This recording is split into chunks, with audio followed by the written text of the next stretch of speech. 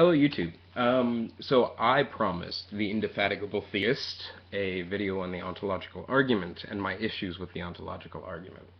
Now, I'm going to try and take a different line than most people take with this argument, right? I'm going to try and make a very different case than most people make.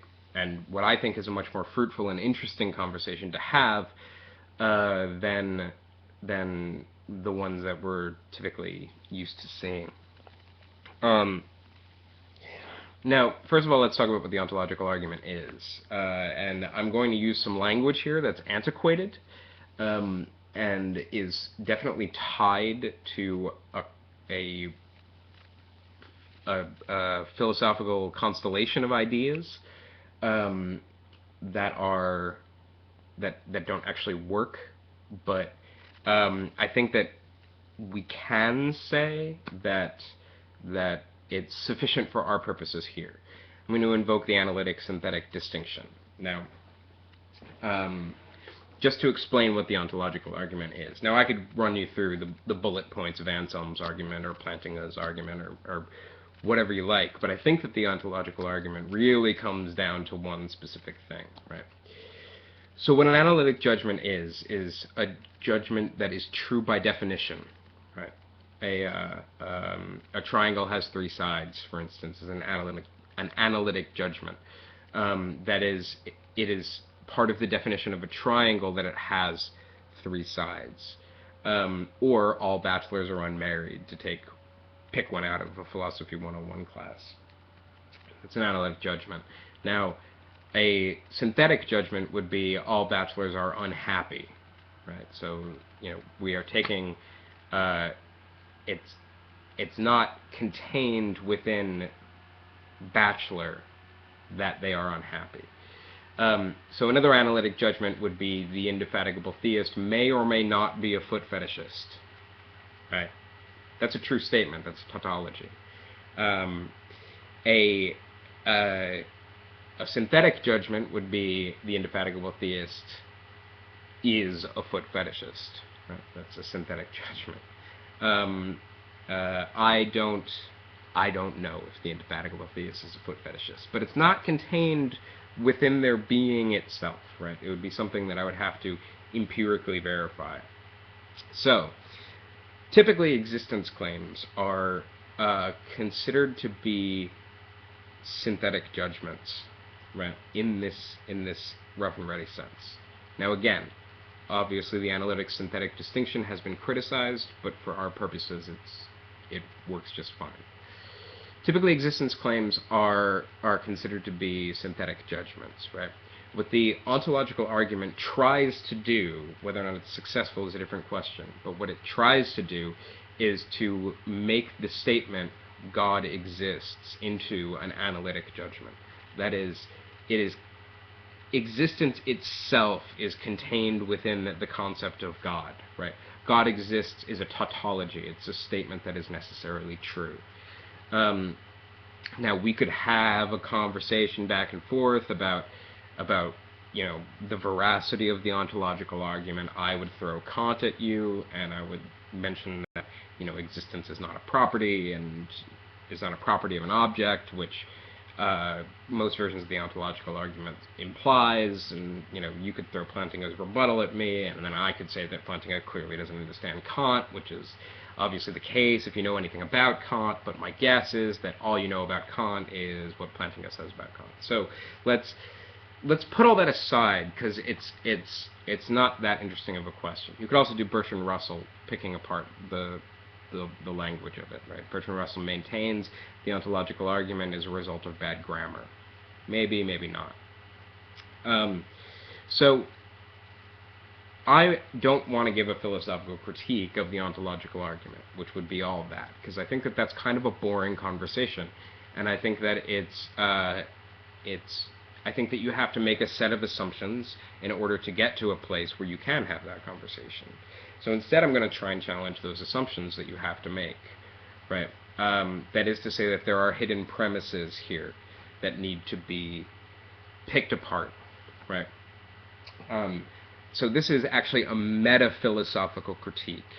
That is, meta-philosophy being philosophizing about how we philosophize, right? So it's a statement about method and sort of stakes and stuff like that. And in fact, my critique is going to take a form of a question, and I would really, really, really like an answer to it. I think that it's important, and my goal here is mainly to get you to think about this, because I'm not sure if you've actually thought this stuff through. So my question here is let's say the ontological argument works. Let's say it works. What does that mean? What are the stakes here, right? What does that imply for you, right? Now, could imply a handful of things. It could mean a handful of things for you. If the ontological argument is true, you could take the line then therefore God necessarily exists, right? You could take a strong metaphysical stance on this, and I would love for you to do that, because I think it's the easiest stance to pick apart. But if that's the case, then there's a hidden premise in the argument, which is that the methodology of what we might call Aristotelian metaphysics is viable, right? And that's not a closed question. There has been a number of radical and important and influential critiques of this kind of procedure over the past 200 years or so that you need to defend. That you need to defend metaphysics against before you can even do that. I don't think that Aristotelian metaphysics works. If you want to have that conversation, we can have that conversation. But that's only if you suggest that if the ontological argument is true, then it necessarily follows that God exists, right? Which is, again, a much stronger claim than I think most philosophers would probably be willing to make. Now, the second line of the stakes that you could take, rather than saying this demonstrates the existence of God, you could say something like, this demonstrates the rationality of belief in God. That is to say, if the ontological argument is true, then it follows that belief in God is a rational thing. Right? This is a sort of more defensive, a little bit more reserved, and I think a little bit more solid statement. But I think it's still problematic, because I think that you don't have to reach back into Aristotelian metaphysics to demonstrate that belief in God is rational. I am a slightly different kind of atheist than the kind that you might run into. I do think that I think that Christianity is defensible, right? But I don't think it's defensible on these metaphysical grounds, first of all. Second of all, there are traditionally two, which I might even split into three, Christian philosophical positions here that need to be taken into account. First of all, belief in God needs to be rational, which is one version of Christian theology. I think that it's the least philosophically interesting claim to make. Two, which would be Kant's position, is that Christianity is, it's internally coherent, so in this sense it's rational, but it still requires an affirmation that is beyond rationality, right? You still have to make a leap of faith for Kant, right? So we can't, for Kant, look at the world and apply logic and metaphysics to the world and come to the conclusion that God exists. This is philosophically bunk for Kant, and I agree with him on this. But nonetheless, for him, in order for really its morality to be coherent, we've we have to affirm the existence of God. I don't buy the argument. I think it's interesting, though. So at this point, there's a sort of ambivalence to rationality, right? And then there's the radical other side, which I think is, again, the most philosophically interesting position that you can take, which is Kierkegaard's position, which is that no, faith is irrational. It is purely irrational. And its irrationality is the condition of possibility for faith itself, right? If Christianity were rational, then faith would have no meaning, right? There would be no reason, like, the affirmation of faith in the face of its irrationality is what being a Christian is for Kierkegaard. And I think, again, that's a much more philosophically interesting conjecture. Wittgenstein takes a similar line. Pascal, I believe, also takes a similar line. So these are different views on the relationship between Christianity and rationality. And so what I would call into question, first of all, is why do you need the ontological argument to establish the rationality of Christianity? I think that's a mistake, first of all. And second of all, why does Christianity have to be rational in the first place? Is it possible that you're making a mistake by needing Christianity to be rational in the sense that the ontological argument necessitates? So that's another question about the stakes of the ontological argument. It might be to demonstrate that belief is rational.